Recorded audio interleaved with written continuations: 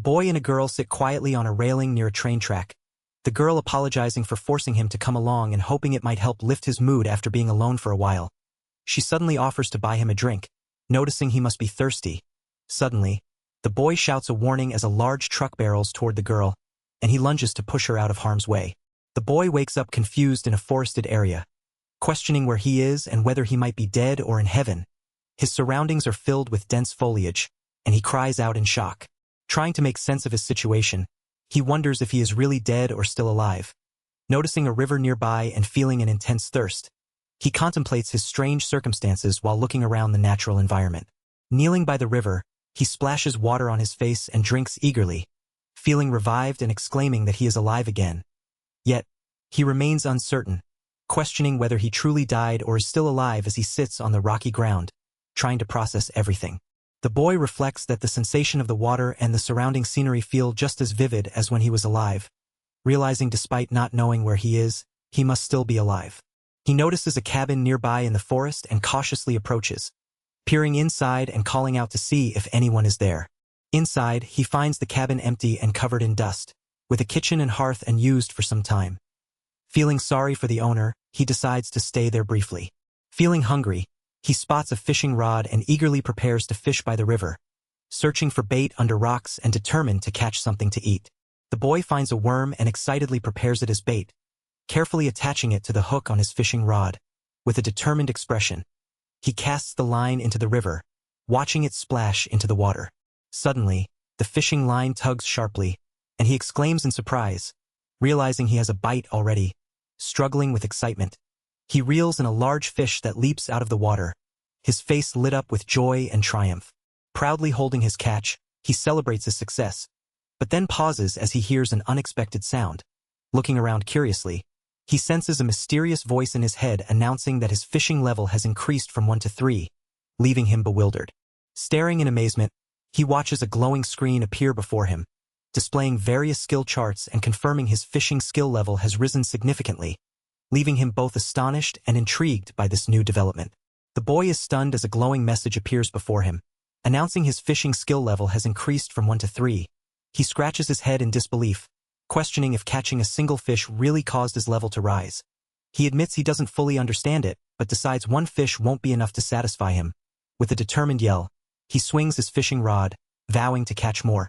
Suddenly, 3 fish leap out of the water, splashing around energetically. The boy beams with pride, thrilled to have caught 3 on his first try. However, he notices these fish look unfamiliar, something he's never seen before. Sitting down beside the fish, he contemplates the undeniable proof before him. Though he struggles to accept it, shaking off his doubts, he decides it's time to eat, reminding himself that he needs food to survive.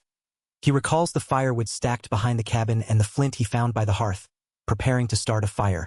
The boy eagerly watches the fish cooking over the fire, their skins sizzling and glistening. His eyes widen with excitement as he anticipates the delicious meal. Taking a bite, he joyfully begins to eat, savoring the taste as steam rises from the freshly cooked fish. The boy crouches near the fire, surprised as a message appears declaring his cooking skill has increased from level 1 to 5.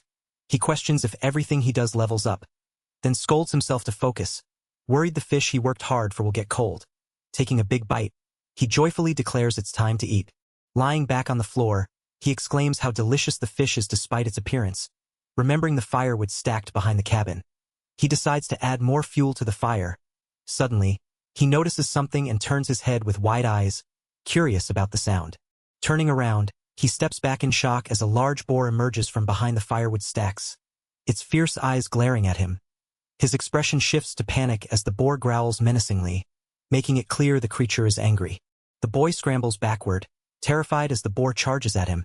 He realizes he needs something to defend himself and spots a metal barrel nearby, preparing to use it as protection against the aggressive beast. The boy braces himself, shouting as he forcefully blocks the charging boar with a metal barrel. Realizing the creature is truly intent on killing him, he acknowledges the danger and knows he must defeat it to survive. Despite the impact, he struggles to maintain his defense as the boar relentlessly attacks. Spotting a pickaxe nearby, he quickly grabs it, determined to use it even if he's unsure of his skill. With the shield still raised, he prepares to strike, focusing intently on the beast as it charges again. His eyes narrow with resolve, signaling the moment to act. Leaping into the air, he drives the pickaxe down onto the boar's head, causing it to squeal in pain and stagger back. The boy throws his arms up in triumph, amazed and relieved that he managed to fend off the aggressive animal. The boar collapses to the ground, exhausted and defeated. As the noise of leveling up rings in his ears again, the boy covers his face in frustration, overwhelmed by the constant skill notifications about his axe skill, strength, HP, and stamina. Catching his breath, he reflects on surviving the encounter and feels hopeful that he can now eat the boar. Easing his worries about food for a while, gazing up at the sky, he senses a familiar feeling returning after a long time. The boy reflects quietly, noting that although his social anxiety isn't flaring up, he feels alone again and suddenly very tired. Remembering the drum can bath he saw earlier, he brightens with excitement, recalling videos where people fill it with river water, heat it, and take a bath. Determined, he sets to work chopping firewood, splitting logs with enthusiasm and cheering himself on as he prepares fuel for the bath. Surrounded by neatly stacked wood, he wonders how many skill levels he'll gain next.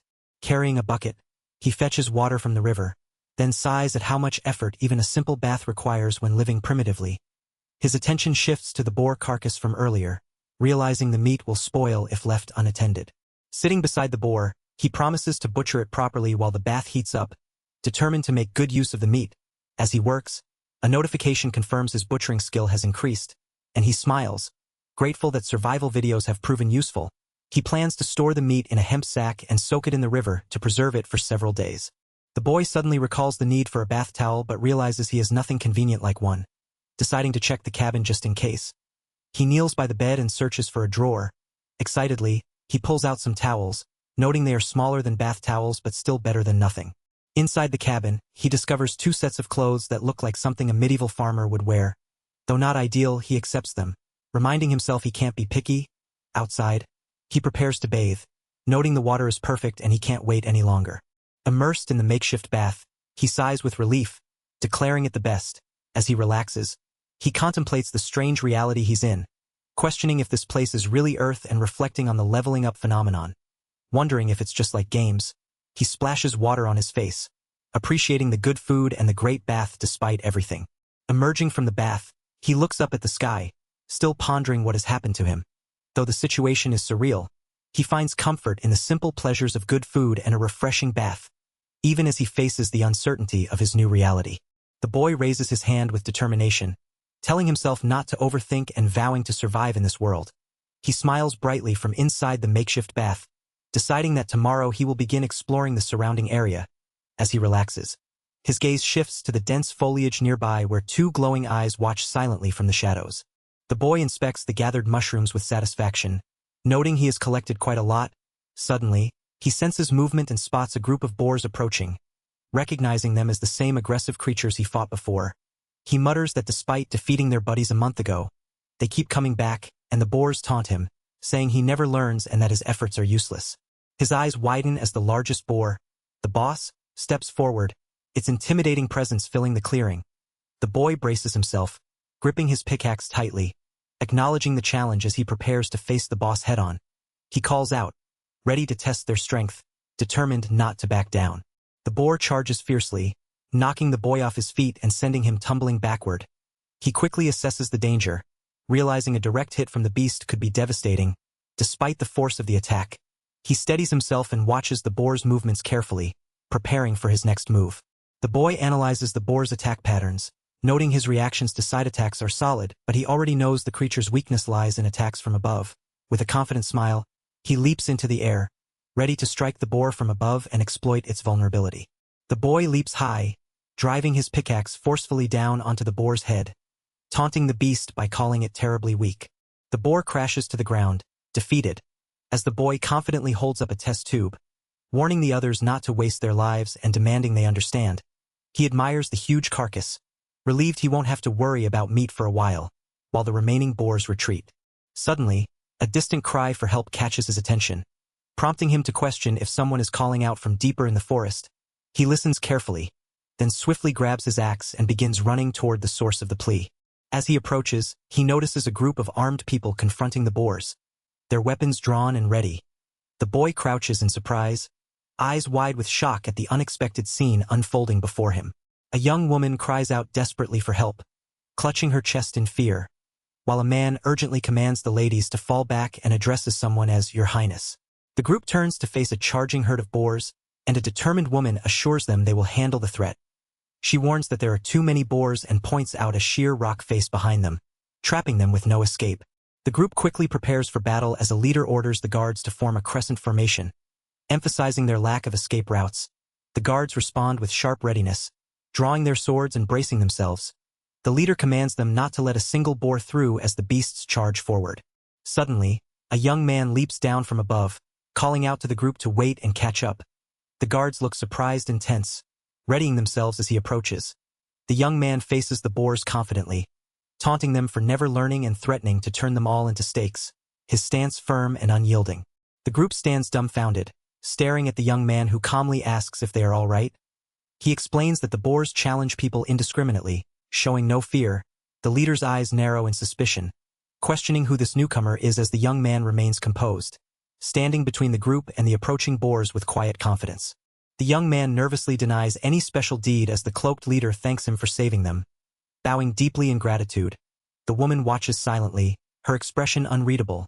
While the leader steps forward with measured footsteps, the boy turns away, overwhelmed by the situation, recalling his intimidation skill, as the woman quietly murmurs her disbelief. The woman smiles warmly, expressing her gratitude with a gentle voice, but the boy quickly covers his ears, overwhelmed by the sudden noise and her words. He admits he understands but finds the situation too noisy, while she looks on with a calm, curious gaze. The boy checks if everyone is unharmed, apologizing for the disturbance. The woman questions his rapidly increasing level, noting it's unusual. The leader introduces himself as Garrett, explaining they are travelers lost in the forest due to certain circumstances. The boy is surprised to meet people in this area, a first for him. The boy nervously introduces himself as Kazuma and hesitates before asking a question. Garrett suddenly shouts in disbelief, demanding to know how he has managed to survive alone in the forest all this time, his voice filled with shock and intensity. Garrett politely asks Kazuma if they can speak privately for a moment, and the boy agrees with a curious expression. The leader then turns to the woman, asking what they should do next. He reasons that Kazuma isn't one of Bergen's men and seems to know the forest well, suggesting they ask him to guide them. The woman agrees silently, considering the proposal. The woman reflects on Kazuma's earlier help, concluding he's not a bad person and decides to ask him herself. She suddenly notices his choker and earring, recognizing the earring as a rare grand ruby. Kazuma looks surprised but happily reveals his matching ruby necklace, beaming with excitement. Garrett reacts with shock at the size of the grand ruby necklace Kazuma holds. Amazed he's never seen one like it before, Kazuma nervously admits he made it himself, explaining the base part was especially difficult. Garrett, still stunned, demands to know where Kazuma got it and if he might be some kind of royalty. Kazuma points ahead, explaining there's a place resembling a rock crevice with a cave beyond it where grand rubies can be found. Garrett is taken aback by the mention of a grand ruby deposit, while Kazuma casually admits he hasn't counted the rubies but estimates their number based on what's visible on the walls. Kazuma calmly estimates there might be about 1,000 grand rubies in the cave, causing Garrett and the group to react with stunned disbelief. Garrett apologizes for the abrupt request and asks if Kazuma could guide them there, to which the boy agrees but warns it's a bit of a distance. He offers to fetch torches from the cabin as the group prepares to follow. The group arrives at a rocky cliff face with a narrow cave entrance. Garrett and Kazuma peer inside, acknowledging the cave's hidden location deep in the forest beyond a rock crevice, explaining why no one has discovered it until now. The others stand around, observing the entrance with a mix of curiosity and caution. Kazuma leads the way into the cave, taking a deep breath before stepping inside. He quickly recovers from the initial adjustment to the dark, slippery footing and warns the others to be careful. Suddenly, Garrett stumbles and falls against the cave wall, but Kazuma immediately checks if he's all right, holding a lit torch to illuminate the path ahead. The group ventures deeper into the winding cave tunnel, Kazuma holding the torch up front. He suddenly stops and instructs everyone to step back. Spotting something ahead, Garrett asks what it is, and Kazuma points out a lizard resting on the cave wall. The group relaxes, relieved it's not a dangerous creature, though Garrett jokes about being startled by the harmless lizard instead of a wild boar. A massive, fearsome creature with jagged scales and sharp claws bursts through the cave wall, its eyes wild and furious.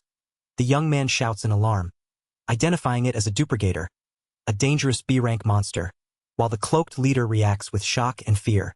The beast lunges forward, prompting the leader to urgently command everyone to flee. The young man quickly grabs a torch, preparing to confront the threat as the monster roars and advances. The group charges at the duplicator, shouting battle cries despite the overwhelming danger. The young man wields a weapon, determined to fight, but the leader warns that the creature is too powerful to handle easily. The monster violently swipes, sending the young man flying through the air. He crashes to the ground with a pained scream as the duplicator looms over the group, its terrifying presence casting a shadow over the cave's interior. Kazuma encourages the group, urging them onward as they near their destination, casually mentioning that the lizard's meat is delicious and suggesting they gather some on the way back. The group follows closely behind.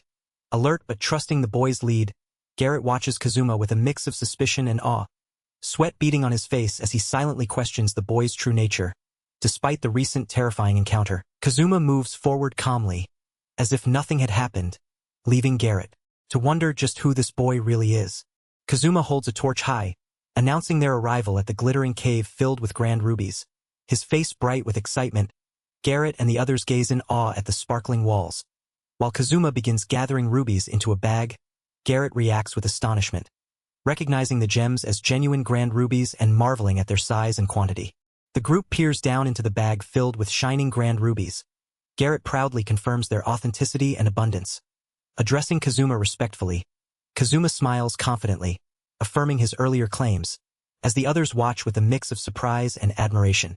Garrett solemnly states he has an important matter to discuss, but Kazuma cheerfully offers some rubies to the group, admitting he doesn't fully understand their value.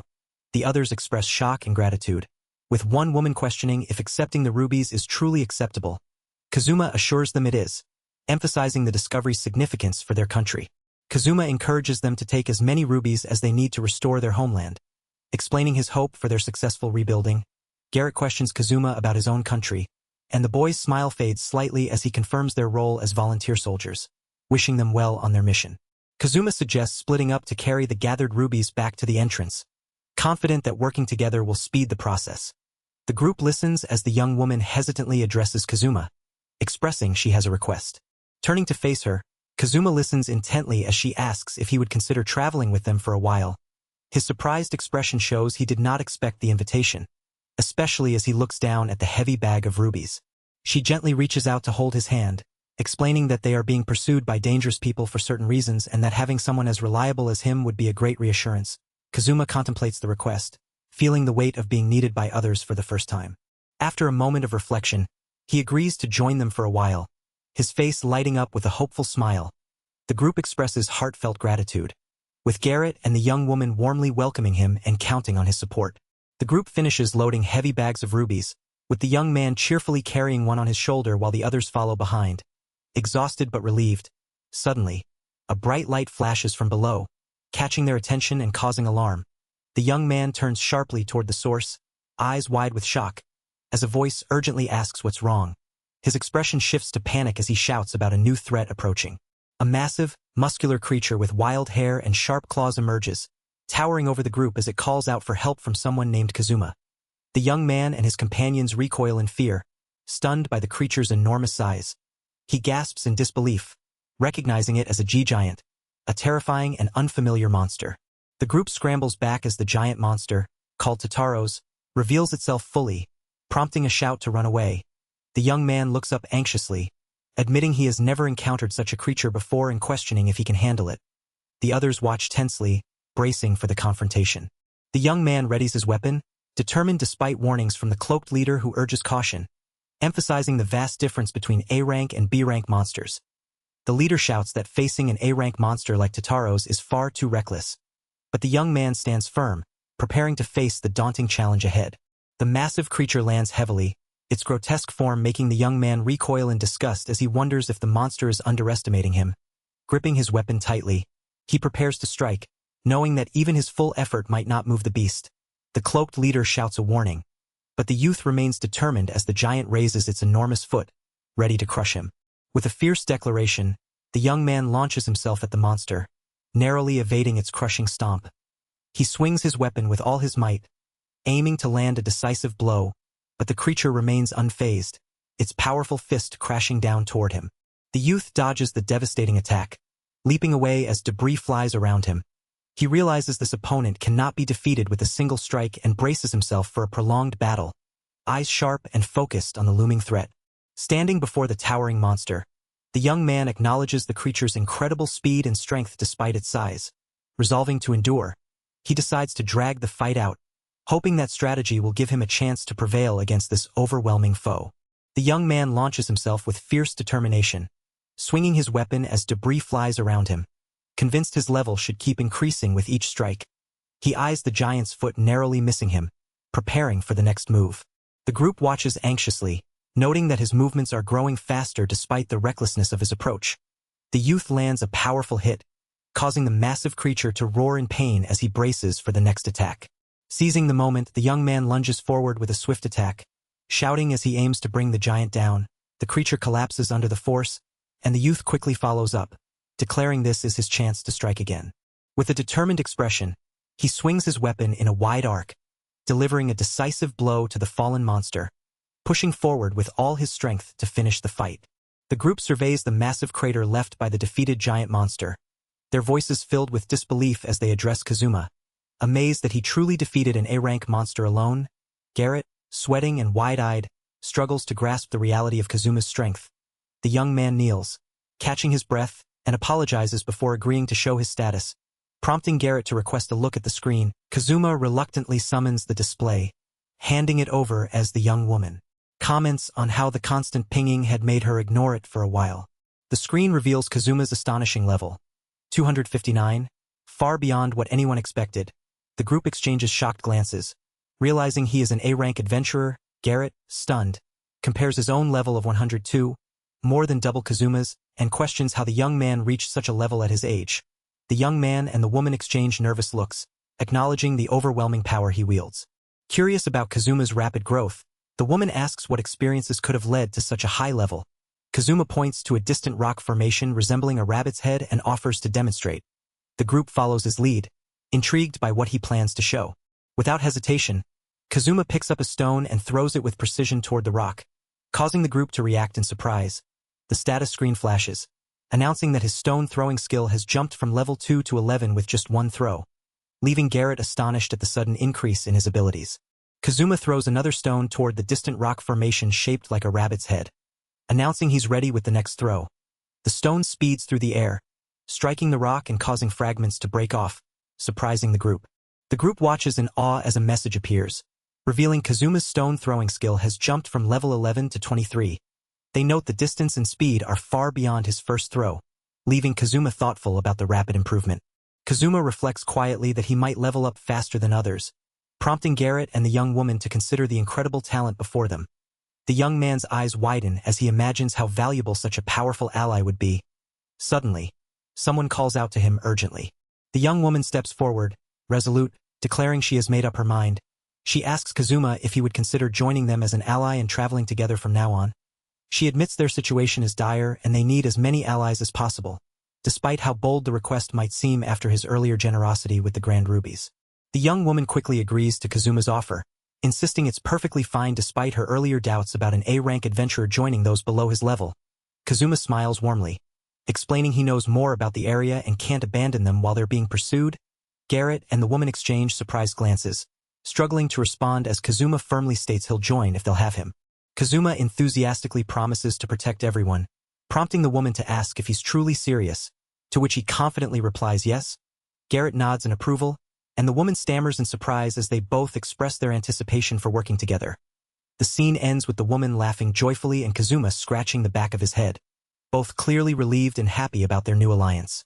The group trudges through a rugged mountain path, their weary expressions showing the toll of their journey.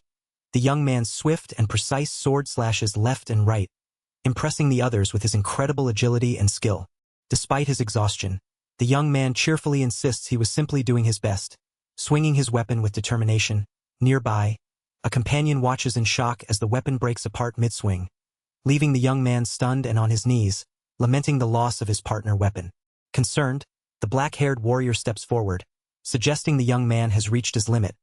But the young woman reassures him with a gentle smile, emphasizing how much the young man has already helped and how crucial his strength will be going forward. The trio gathers around a glowing status screen displaying the young man's astonishing level of 259, the highest among them, along with his formidable attack power.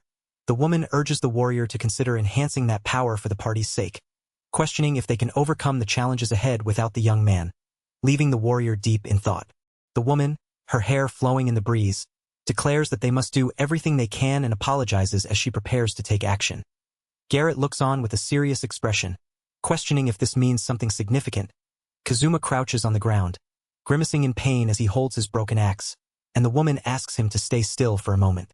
The group watches with concern as the woman apologizes for involving Kazuma, but insists it will be over soon. Kazuma looks surprised and attentive as she addresses him directly, gripping her sword firmly. With a calm and resolute expression, the woman tells Kazuma to continue helping them from now on. Gently placing her sword against his shoulder, Garrett and another man close their eyes, silently acknowledging her words. Kazuma, determined and blushing, promises to do his best. The woman offers him a sword, unsure if it can replace his broken axe, and urges him to take it. He looks shocked and hesitant but accepts the sword as she presents it to him, his hands trembling slightly. Kazuma marvels at the shiny new sword in his hand, overwhelmed by its brilliance and lightness. The young woman smiles warmly as she explains the armor he's wearing is ordinary but still valuable, and Kazuma excitedly thanks her for the armor as well. She modestly downplays the gift, saying it pales in comparison to the grand rubies he gave them, then offers to help him put the armor on.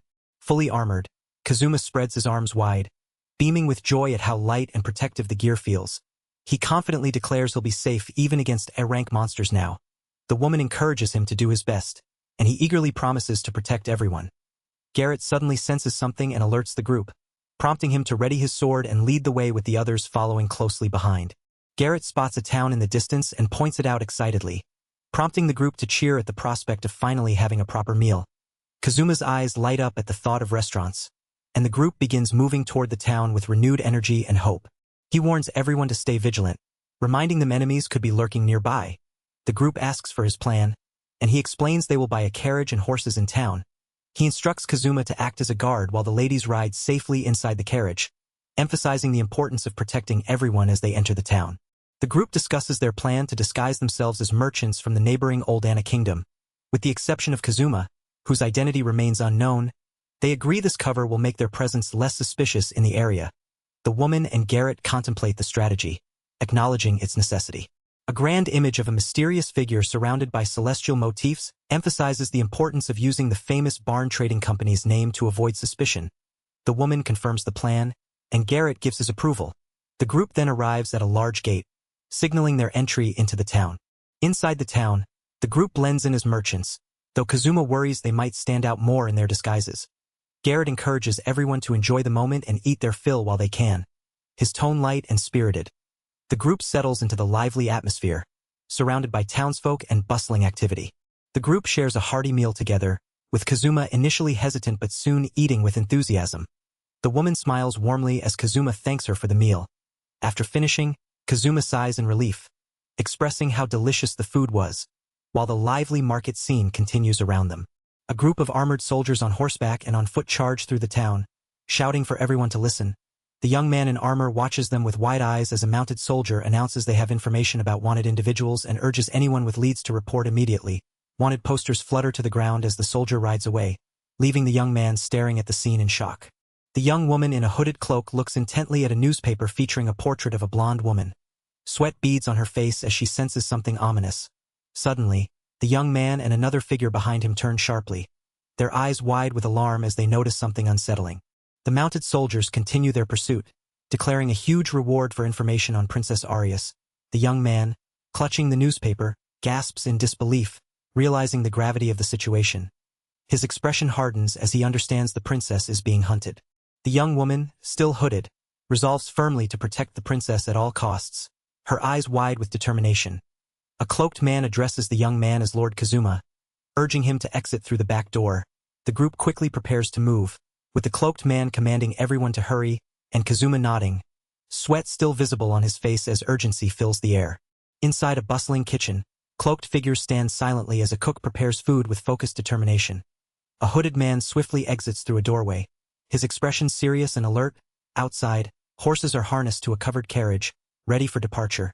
The hooded man looks back thoughtfully as the carriage begins to move through narrow streets, with a young armored boy seated inside, gazing out cautiously. Suddenly, A group of armored soldiers on horseback blocks the path, shouting for the travelers to halt.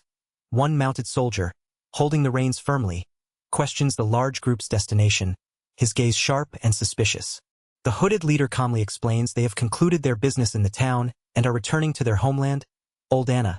The soldier, intrigued, asks about their origins, and the leader proudly states they represent the Barn Trading Company. The soldier acknowledges the company's reputation and inquires about the success of their trade. The carriage continues its steady pace through the town's archways as the leader mentions securing a large quantity of Gajeel textiles thanks to the company's patronage. The soldier's eyes widen as the leader offers a roll of finely patterned fabric. Praising its high quality, the soldier, smiling warmly, expresses concern for their long journey and wishes them a safe trip home.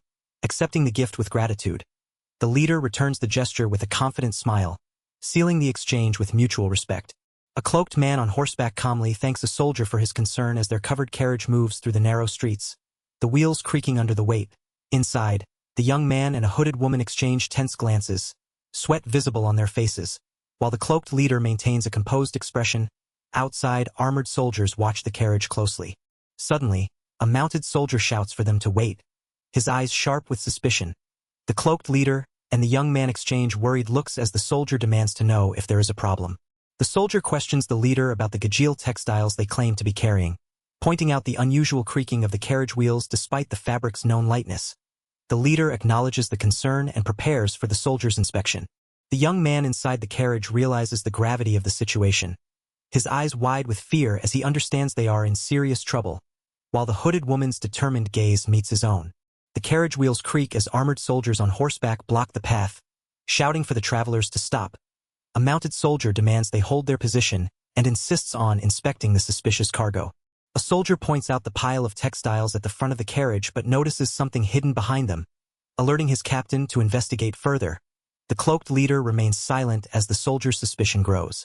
The cloaked man nervously realizes the weight on top is due to 4 fat sheep they had purchased. Laughing at the oversight, the young man and hooded woman inside the carriage react with surprise and concern. As the cloaked man gestures toward the sheep, a soldier on horseback reacts with curiosity. Mimicking the sheep's bleating, the hooded woman quickly moves to cover the sheep, while the soldier questions the presence of the fat sheep in the cargo. A warrior clad in striped armor fiercely swings his sword, shouting that such a thing is impossible, while the young man and the determined young woman watch in shock and alarm. A soldier spots the group and urgently calls out their presence, recognizing them as Arius's allies, just as the warrior swiftly strikes at the soldier with a powerful blow. The young man leads a rapid and coordinated assault, knocking down multiple armored foes as the warrior rallies his companions to break through the enemy lines and escape the town. The young woman anxiously asks the young man if he is all right, noticing his pale face and sudden weakness, while he struggles to understand the strange sensation overtaking him as he collapses to the ground. A mysterious voice reassures the young man, telling him he is a transcendent being and that there is no need to worry. The voice warns that eventually he will return to it. The young woman anxiously asks if he is all right, while he struggles to understand the origin of the voice and what it means. The young woman urgently calls out to him again, her concern growing as he stammers a response, insisting he is fine. Suddenly, a powerful force crashes through a gate, and a man on horseback shouts that they will break through the gate this way, instructing others to protect the princess. The young man and woman exchange determined looks, ready to follow the plan. Armed soldiers block the path, shouting for the carriage to stop and ordering their comrades not to let the travelers escape. The man on horseback spurs his horse forward, charging fiercely as the soldiers react with surprise and urgency. The carriage and horses burst through the open gate, racing away at full speed. The urgency of their escape is palpable as the horses thunder down the road, leaving the pursuing soldiers behind. The group breathes a sigh of relief as they break through the gate, the leader urging everyone to get inside quickly while warning that their pursuers are close behind. Mounted soldiers charge fiercely, shouting that the carriage won't escape. Inside, the young man looks out a broken wall, apologizing for dragging others into this danger. Outside, horses thunder down the road as the chase intensifies. The young man urgently pleads for the princess to be protected, warning that if the enemy named Bergen gains control, the country will be doomed. The determined woman insists they must protect Her Highness at all costs. As the young man contemplates the heavy consequences of their mission, he spurs his horse forward, rallying his comrades with a resolute call to action. The chase continues with the young man and his allies riding hard against their pursuers, his face marked by fear and resolve. A mysterious voice reassures him that he is a transcendent being and need not worry, though he struggles with the weight of his responsibility and the inevitability of returning to that voice. The young woman remains close, sharing his burden as they press onward. The leader shouts fiercely that they must protect the princess no matter what, his determination unwavering. Suddenly, two figures dash in front of a massive truck, their silhouettes stark against the vehicle's headlights, signaling a new and unexpected threat looming ahead. The young man clenches his hand tightly, recalling a desperate vow to save others no matter the cost, determined not to feel helpless again despite the foggy memory of past pain. He commands everyone to leave the rear defense to him and urges his allies to protect the sides. As the carriage speeds forward with horses and riders rallying behind his orders. Gripping a rope firmly, he prepares to leap from the carriage, reasoning that even if he falls, as long as the horse remains, he will be dragged along and not left behind. With swift agility, he launches himself into battle, dodging and striking down armored foes with precise sword swings, his resolve unwavering as he fights fiercely to protect his companions. The armored warrior commands archers to shoot down the attackers, amazed by the unprecedented fighting tactics unfolding before him. Arrows fly as the young man dodges desperately, realizing the situation is dire. The young man leaps to defend the carriage, shouting as an arrow grazes Manhwa's leg. But the wound is shallow. The young woman immediately prepares to heal, her hand glowing with magic, leaving the young man stunned by the reality of magic in this world. Arrows continue to rain down as the young man acknowledges this world's magic, but insists this is not the time to be distracted. He braces himself, determined to deal with the archers threatening their escape. Spotting a bundle of rope, the young man grabs it, preparing a desperate all-or-nothing move. He swings the rope to entangle an approaching soldier, knocking him down and clearing a path for their escape as the battle rages on. The young man grips the reins tightly, steeling himself for the fight ahead as enemy riders close in fast. He urges his horse forward, narrowly dodging a charging soldier wielding a sword. With swift, precise movements, he kicks one attacker off his horse and leaps to strike another, his agility and skill turning the tide as the battle intensifies. The chase continues relentlessly across the open terrain, dust kicking up behind the horses. The young man's remarkable horsemanship draws astonished praise from his ally, who commands their leader to head toward a narrow valley where the enemy's numbers will be less overwhelming. The young man nods, guiding the group toward the strategic location. A confident figure with spiky hair and a sly smile steps forward, declaring he will handle the smaller foes blocking their path. With a gleam in his eye, he prepares to engage, signaling a shift in the battle's momentum. The carriage races through a narrow, crumbling path as mounted soldiers close in, arrows flying wildly. The young man leaps from his horse with a fierce grin, ready to confront the attackers head-on. He skillfully dodges and strikes, his spear knocking foes off their mounts, his confident smirk daring them to keep up. Suddenly, the young man's expression shifts to shock as he realizes the spear is being used against one of his own allies. The attacker, a dark-haired figure with a cruel smile, taunts him, promising to teach a harsh lesson. The young man lashes out in anger, condemning the ruthless betrayal and calling the attacker despicable. Their intense stares locking in a fierce confrontation as blades clash once more. The dark-haired youth narrowly dodges a spear thrust, his eyes wide with shock as the attacker presses the assault. He recognizes the skill behind the spear and realizes this opponent is no mere challenger. The assailant grins confidently, taunting him with a fierce determination to dominate the fight. The young man counters with his own spear, clashing blades with the attacker in a rapid exchange. Both fighters lock eyes, sweat and dirt marking their faces as they push their limits. The attacker laughs, impressed by the young man's ability to deflect his strikes, promising to prolong their duel for his own amusement. The battle intensifies as the attacker reveals himself to be an A-rank warrior. His confidence swelling with the revelation, the youth, though surprised, steels himself, realizing that if this foe shares the same rank as a giant adversary he once faced, he might stand a chance. Their weapons collide again, the tension mounting as they prepare for the next exchange. The attacker mocks the young man's hope, declaring the fight already over as he brandishes a new weapon with a wild grin. Behind them, a mounted soldier charges forward, signaling that the battle is far from finished, and that the youth must face even greater threats ahead. A dark-haired warrior rides swiftly, spinning a spear with deadly precision as he charges forward, his confident grin revealing his eagerness for the fight. The young man's eyes widen in shock and disbelief as the spinning spear comes dangerously close, his breath caught by the unexpected weapon. The spear gleams against a backdrop of dark, swirling mist, and the attacker taunts the youth, claiming superiority through the holy relic he wields, the Azure Dragon Spear, raising the stakes of their duel.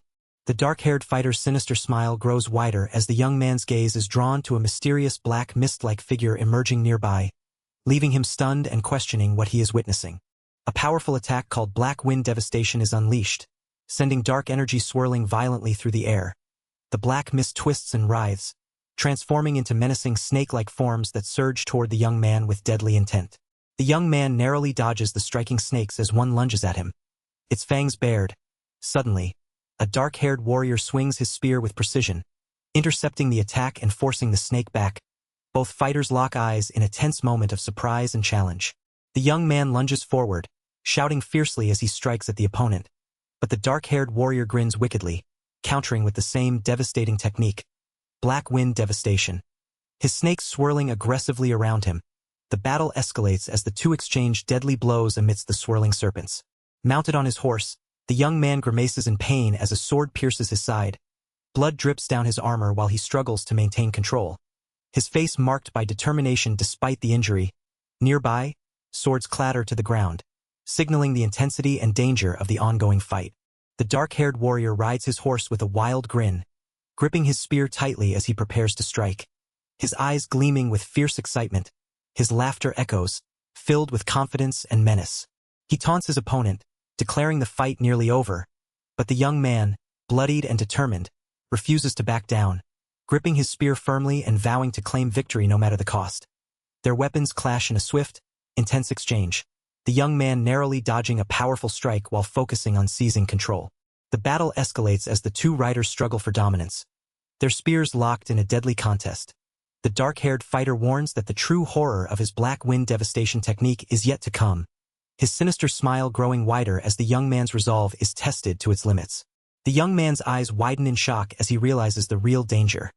Poison, both riders charge forward, their horses thundering across the rocky terrain, the tension between them crackling as the deadly technique threatens to overwhelm. The dark-haired warrior reveals his poison system invention, emphasizing that a weapon is useless without a skilled wielder.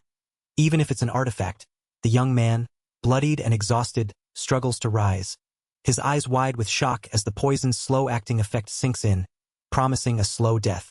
The dark-haired fighter mocks the youth, calling him a coward unworthy of the spear, lamenting the wasted treasure, defiantly. The young man shouts that he won't lose, his fierce determination surprising his opponent, who begins to doubt what he's witnessing. The young man, gripping his spear tightly, pushes forward with unexpected strength, causing the dark-haired warrior to question where such power comes from and whether the poison is truly working. The youth's relentless effort unsettles his foe, who wonders what kind of man he is facing. The dark-haired warrior acknowledges the limits of brute strength as the young man lifts him off the ground along with the spear, defying expectations and demonstrating a surprising surge of power that leaves his opponent stunned. The young man, bloodied and fierce, screams that he won't forgive his opponent as he lunges forward with his spear.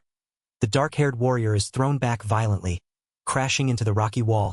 The youth shouts for him to stop, gripping his spear tightly as he advances relentlessly. Mounted on his horse, the young man drives his spear into the dark-haired warrior, sending him sprawling to the ground with a pained cry. The fallen fighter grimaces in agony, clutching his head as he struggles to recover from the brutal strike. The young man, still battered, grips his spear tightly as he struggles to rise, challenging his opponent with fierce determination. The dark-haired warrior, smirking wildly, taunts him with a chilling warning about the poison coursing through his veins. The warrior boasts that the poison is an ancient insect venom, promising the young man will writhe in agony and die, urging him to suffer the slow, inevitable torment.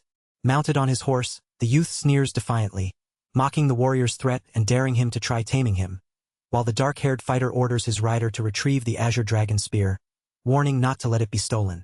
The young man's expression tightens with frustration as he feels the poison spreading through his body, forcing him to push forward despite the agony, his horse galloping fiercely across the rocky terrain as he refuses to yield.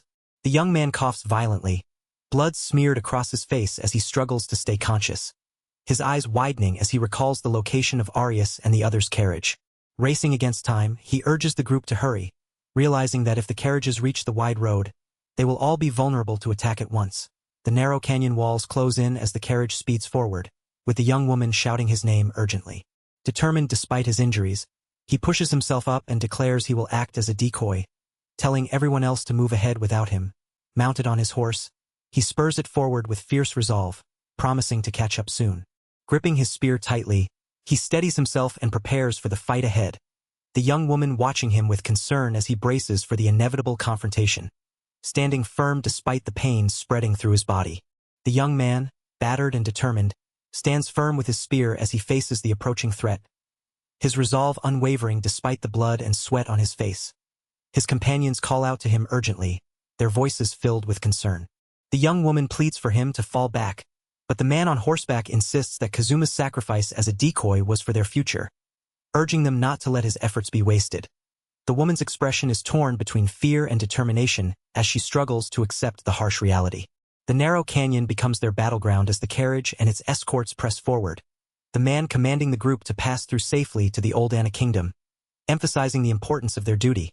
A rider grips the reins tightly, his face tense with worry as he calls out Kazuma's name.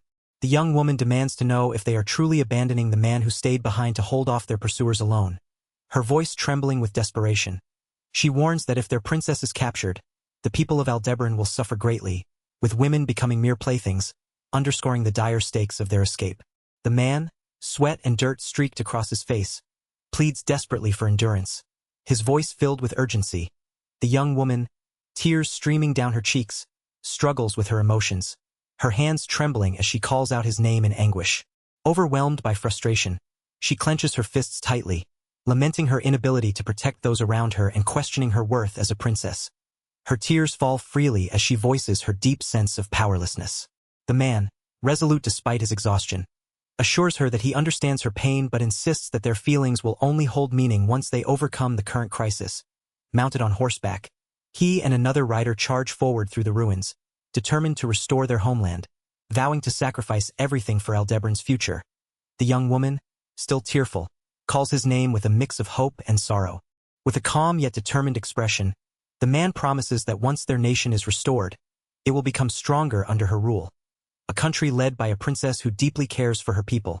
The young woman gazes upward, wiping away tears, her resolve beginning to solidify as she contemplates the weight of her duty above all else. The young woman fiercely insists they must reach the old Ana kingdom no matter what, her eyes blazing with determination. A man with a stern expression agrees, honoring Kazuma's sacrifice as their motivation. The young man, confused, wonders what has happened to him as the group looks on in surprise and concern. Emerging from a rocky archway, the young man rides his horse forward, clutching his spear tightly, as a voice urgently calls out his name. Relief floods the faces of the young woman and her companions as they see him safe, their voices filled with gratitude and astonishment. The man riding beside him questions how he survived such grave injuries, while the young man explains he initially felt dizzy and nauseous but managed to endure. The young man smiles faintly, admitting that as he kept fighting, he gradually started feeling better and got used to the pain. The man looks at him in disbelief, asking what he means, while the young man responds with a quiet, hopeful expression. The man's eyes widen in shock as he shouts that what Kazuma claims is impossible. Kazuma, bruised but determined, raises his arm defiantly, insisting that despite everything, he can endure. The man's expression shifts to surprise as Kazuma calls out his name urgently. The young woman lunges forward from the carriage, her hair flowing wildly as she warns everyone to watch out. Behind her, another figure reacts with alarm, caught off guard by the sudden danger. Kazuma stretches out his hands in front of him, bracing for impact as the threat approaches rapidly. His tense posture shows his readiness despite his battered state. The young woman clings tightly to Kazuma as they leap onto a horse, her tears streaming as she repeatedly calls him unbelievable. Kazuma closes his eyes, overwhelmed by the moment, as they ride away together with urgency. Kazuma and the young woman sit inside the carriage, both exhausted and battered, surrounded by supplies and arrows lodged nearby. She suddenly bursts into tears, clutching his arm tightly, while he apologizes quietly for the earlier emotional display. She then composes herself and apologizes for her behavior, but he reassures her with a gentle smile, taking responsibility for causing her worry. Suddenly, the carriage jolts violently as it hits something, causing everyone inside to cry out in alarm. The driver shouts in panic, urging to stop the carriage immediately. While the young woman and Kazuma exchange worried glances, the horses sweat and strain, sensing the urgency, as the carriage comes to a halt. Kazuma quickly drops to the ground to inspect the damage, Noticing the axle is bent, a stern man warns that if the axle breaks, they will be in serious trouble. The group decides to hide the carriage in nearby bushes and work together to repair the damage, pushing the heavy vehicle with effort and determination. With the carriage safely concealed, the group catches their breath. The stern man calls Kazuma over. Requesting a private moment, Kazuma, holding his spear, follows him cautiously, wondering what the matter could be as they walk deeper into the forest. A tall man with a stern expression and a topknot walks forward with a young man trailing behind, both armed and alert. A woman watches them intently from a distance. The tall man gestures for the young man to come closer, who then sits down with a puzzled look. The woman remains seated, observing silently. The tall man kneels respectfully, expressing deep gratitude for repelling the Imperial army. The young man reacts nervously, stumbling backward in surprise and apologizing awkwardly. The woman calmly tells him to raise his head, relieved that the situation has been resolved. The tall man admits he was ready to abandon the young man to buy time for the princess to escape. The young man responds with understanding, reminding him that protecting the princess is his duty. The woman gently asks to be called by her name, Arius, and insists there is no need for formal titles. The young man smiles warmly, promising to follow Arius's lead and drop formal speech. The tall man clears his throat, acknowledging that this is by her order. Arius smiles softly, her expression serene as she looks at them, while the group remains gathered peacefully beneath hanging blossoms. The young woman quietly admits she has something to apologize for, revealing she hid her true identity. She sincerely apologizes, lowering her gaze, while the young man responds with understanding and kindness, assuring her it's understandable given her status as a princess. He thanks her gently, and she expresses gratitude for his kindness before preparing to properly introduce herself. Standing with calm resolve beneath the trees, she declares herself the first princess of the kingdom of Aldebaran, Arius Sam Alexandros. The young man bows respectfully, introducing himself as Nakamichi Kazuma, surprised by the grandeur of her name but quickly clarifying that Kazuma is his first name, not his family name.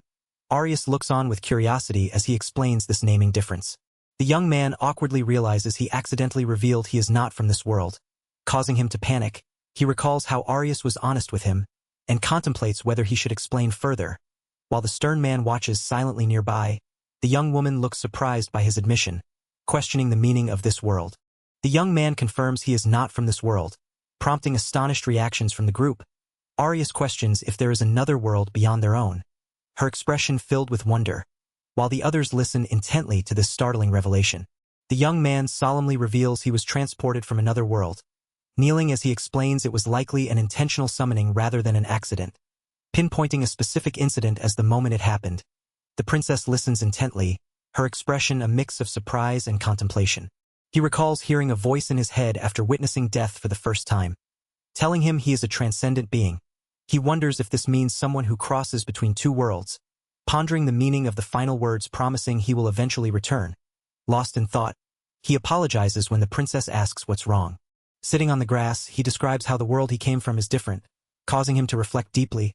He asks if her world is different, then mentions how the status screen surprised him. The princess and the stern man watch as he explains the strange ding-ding-ding level-up sound startled him, and how he initially didn't understand anything. The stern man comments on the incredible speed at which he was leveling up.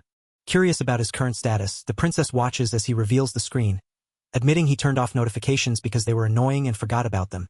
The stern man and princess react with shock as the screen displays his level as 885, with high stats in attack power, defense, strength, endurance, dexterity, agility, intelligence, and spirit.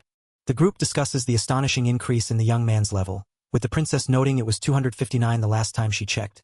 The stern man wonders how high it is now, and they all observe a pyramid ranking system, revealing that at level 885, he is nearly in the elite S rank, reserved for those at level 1000 or above, typically only one per country.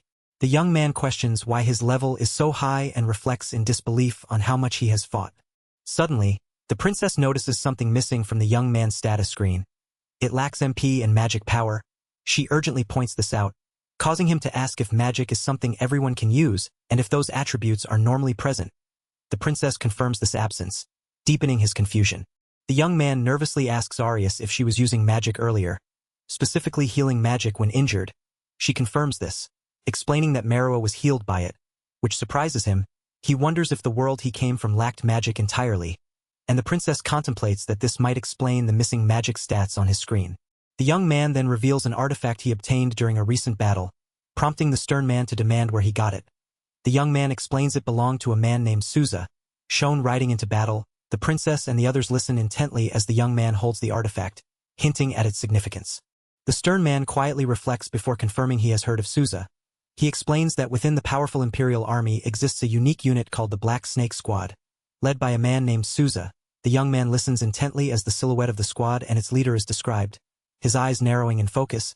He recalls the name of the spear he obtained, the Azure Dragon Spear, and identifies the figure wielding it as likely Souza himself.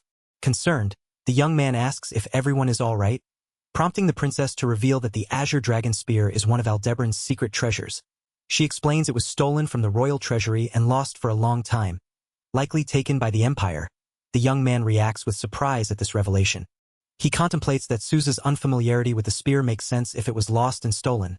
Concluding the weapon should return to its rightful owner, the princess agrees, suggesting this is divine guidance, as their treasure has come full circle and ended up in his hands.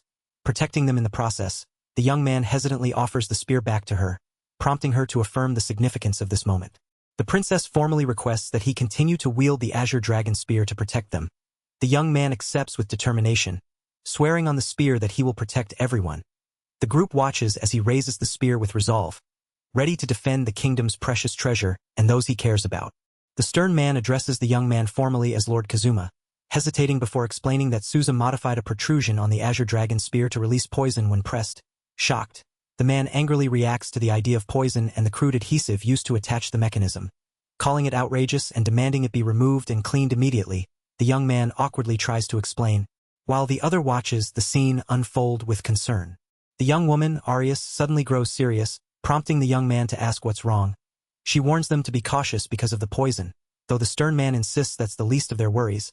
He reveals that according to Kazuma, they just fought Souza's Black Snake Squad, and if that's true, the ones pursuing them must be the Grinwald Division, the Empire's strongest force. His expression tense with urgency.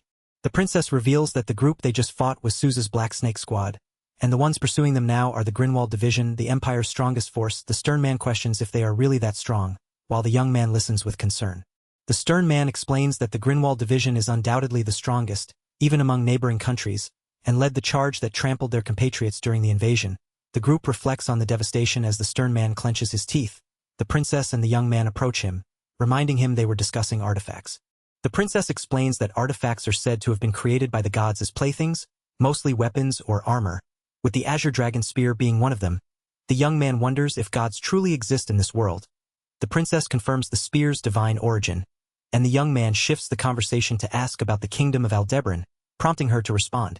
The princess recounts that 3 days before meeting the young man, at dawn, the Bergen Empire suddenly crossed the border and invaded. The Empire, a military superpower, launched a large-scale invasion that quickly overwhelmed their forces. The group listens intently as she finishes, the stern man and princess exchanging serious glances, understanding the gravity of the situation. The young man cautiously asks about Arius's father, wondering if the current king is still alive. She solemnly reveals that the king has passed away, along with the queen and her brother, who is the crown prince. He reflects on the tragedy, hoping her brother is safe somewhere. Surprised, he questions the mention of a brother, recalling she said the crown prince died. She clarifies that the brother she refers to is actually her cousin, her father's brother's son, who had returned to his domain during the invasion and was not at the palace. The young man feels hopeful that this brother might still be alive. The princess suddenly clutches her head in distress, overwhelmed by fear and memories. The young man and the others rush to her side. Concerned, she trembles and begs for the torment to stop, revealing her deep emotional pain. The stern man urgently asks what's wrong, while the young man tries to comfort her, realizing she still has someone to support her. Kneeling beside her, the young man gently asks if she's all right. She apologizes and reassures him. Though he senses something deeper, he recalls a sudden, vivid vision involving her brother, and asks if it was a dream. She confirms it was, and he wonders about the meaning of such a haunting image. The princess recounts a haunting vision where she lay immobilized on a bed in a dark room with about 10 masked figures surrounding her. One of them removed their mask, revealing her brother's face, shocking her deeply. She confirms that her brother was indeed one of the masked people, recalling how she pleaded with him in fear. He reassured her with his usual smile before she realized it was all a dream, leaving everyone uneasy and apologetic for the distress caused. The young man senses something strange about the dream's vividness. The princess suggests trying magic now that the young man has calmed down, explaining that his status screen shows no magic power because he hasn't been exposed to magic yet. She offers to teach him, encouraging him to give it a try despite his nervousness. The stern warrior excitedly declares that adding magic to Kazuma's already impressive power would make him unstoppable, urging him to try. The young man agrees to the offer, and the princess confidently promises to guide him, boasting that she is better at magic than anyone else, including the warrior. The warrior enthusiastically explains that most of the guards specialize in physical attacks, but the young man will be learning directly from the princess's magnificent magic. The princess encourages him to light a fire in his heart, instructing him to close his eyes and imagine being in darkness. A candle flickers to life in the darkness as the young man carefully strikes a match, lighting the candle with focused determination. The flame glows steadily, symbolizing the beginning of his magical awakening. The princess guides him to keep the image of the fire in mind as he slowly opens his eyes. She then instructs him to open both hands with palms facing upward, as if scooping water to drink, preparing to make the fire tangible on his palm. The young man concentrates deeply, feeling a burning sensation in his palm. Despite his intense focus, the young man's attempt to manifest the fire falters, leaving him confused and worried it didn't work. The princess suggests there might still be a clue to uncover, and the warrior asks to see the young man's status screen again, hoping to find something that will help unravel the mystery of his magical potential. The princess leans in close, her eyes wide with admiration as she tells the young man that his stats are incredible for someone his age, suggesting no one in the world matches him. The young man and the others look at a detailed status screen, stunned by the unbelievably high levels of his various skills.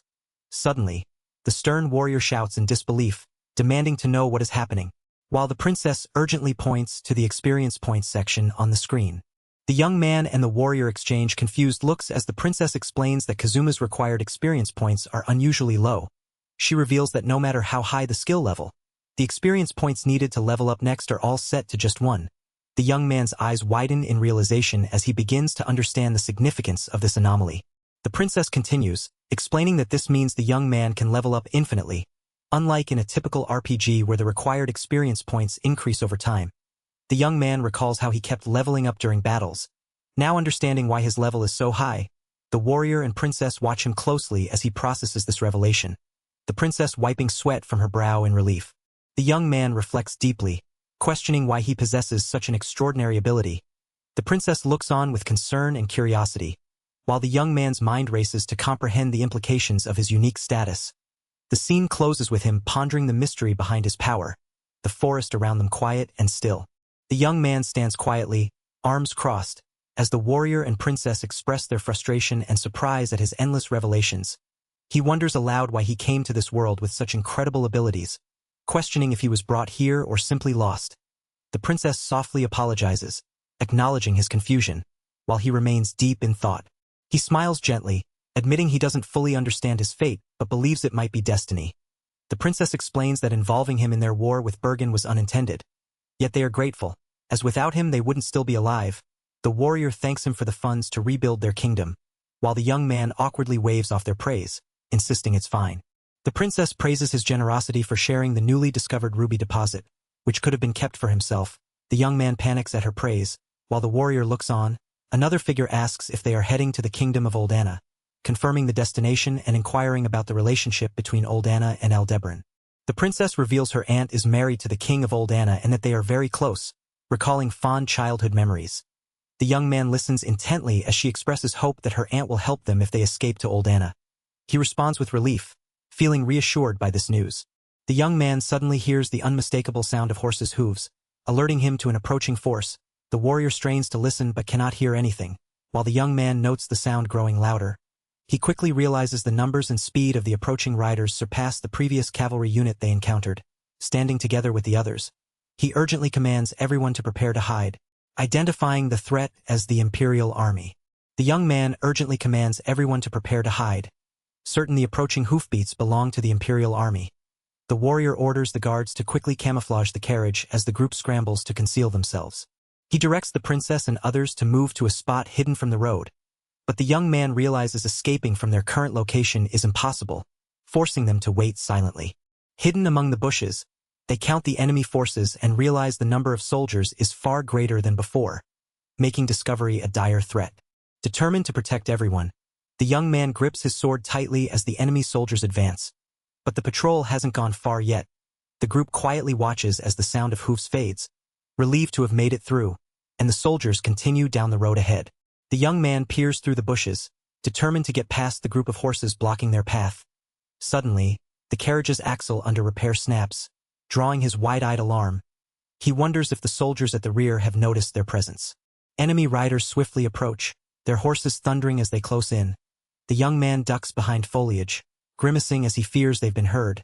He scrambles to hide as a soldier calls out, alerting his comrades. The soldiers dismount and begin searching the area, voices tense as they question what to do next. The young man, crouched and sweating, worries that any signal could bring the entire army back. Yet, a calm voice assures him there is nothing to fear.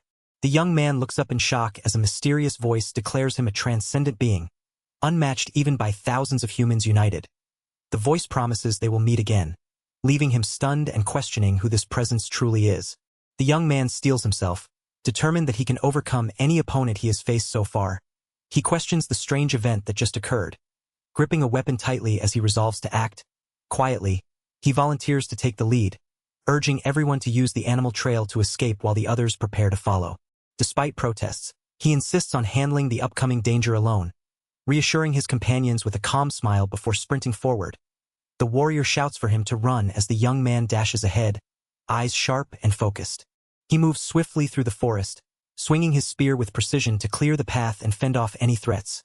His movements are fluid and powerful, evading attacks and countering with skillful strikes.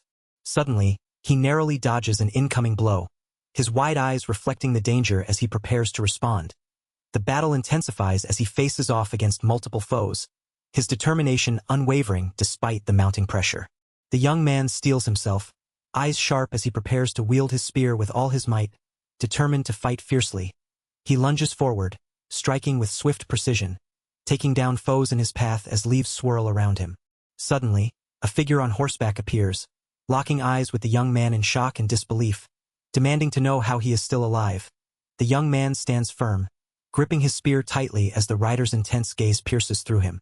The rider, with wild hair and a confident smirk, loudly proclaims that the great Souza de Grant could never die so easily, questioning how the young man survived the ancient insect venom.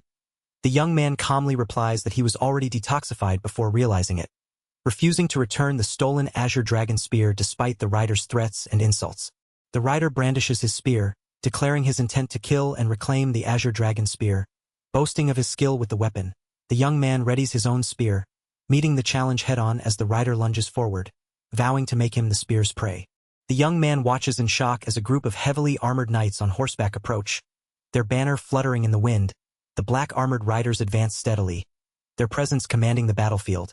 The young man questions who these formidable figures are, eyes wide with apprehension. A cloaked figure steps forward, addressing a man with dark, curly hair who grips a spear tightly, signaling that they have been waiting for him. The armored knight, towering and imposing, calls out to the young man, acknowledging his recent victory over Souza. The young man stands firm, sweat dripping down his face as he listens to the knight's words. The knight notes the young man's impressive feat, surprised that he defeated Souza despite the latter's powerful techniques. The knight continues, revealing that Souza is still an A-rank fighter, making the young man's victory all the more remarkable. The young man introduces himself as Kazuma Nakamichi, maintaining a cautious stance. The knight questions whether Kazuma let his guard down, hinting at the difficulty of overcoming Souza, especially after using a devastating attack. Kazuma learns the knight's name is Kaiser Grinwald, commander of the Empire's strongest division. The knight admits he does not understand what makes Kazuma so interesting. Suddenly, the dark-haired man with curly hair angrily confronts Kazuma, demanding respect for the knight's status and warning him not to underestimate his importance. The black-armored knight is revealed as the general leading the Empire's strongest division and the foremost among the 3 S-rank knights in Bergen. His imposing figure commanding respect. The young man's eyes widen in shock as he realizes this opponent is on a completely different level, over level 1000, despite the overwhelming power. He resolves that if he can gain experience and level up during the battle, he might stand a chance. The knight questions if the young man is intimidated by the S-rank title, but the young man firmly denies any fear, showing his determination. The knight orders the others to search for the princess while he will personally handle the young man. A man with curly hair protests, insisting he should be the one to fight, but the knight sternly warns him not to make him repeat himself. The curly-haired man then rushes off, convinced the princess escaped down the animal trail. The young man charges at the knight, shouting that he won't let him proceed. But the knight's overwhelming presence causes his body to react instinctively, moving with a fighting spirit beyond his control. The knight's dark aura intensifies, and the young man braces himself, surprised by his own reflexes. The knight advances, his intimidating energy filling the forest as the young man prepares for the inevitable clash. The knight warns the young man not to turn his back, calling him interesting as he moves with a power far beyond what Caesar emitted.